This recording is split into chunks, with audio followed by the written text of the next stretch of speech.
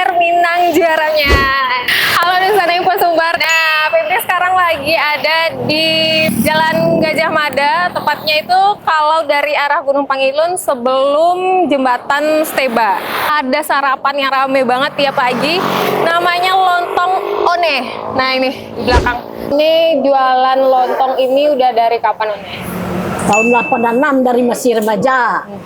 Dari masih remaja tahun 86. Menunya apa Jone? Lontong gulai, lontong pical, soto, nasi goreng. Gulainya apa sih? Kadang-kadang cibadak sama toco, cibadak sama paku. Oh, Itu berarti cupada kok wajib kok ya? wajib. Nah, Lontong gulai 7.000. Nah. Lontong pical 10. 10.000. Nah. Soto Soto 15. 15.000. Nasi goreng Nasi goreng 11. 11. Nah, harga meninggal. Jam buka one, jam sampai lewat 10 dini hari. Subuh. Subuh ya? Ah, 4:30, sebelum 4:30 lagi? ya sebelum sholat subuh. Ya. Tutupnya? Tutup nanti jam 2 lah. Minuman One, minuman ada apa aja? Teh telur, Teh talua, kopi susu, kopi susu, teh susu, teh TS. susu, TS.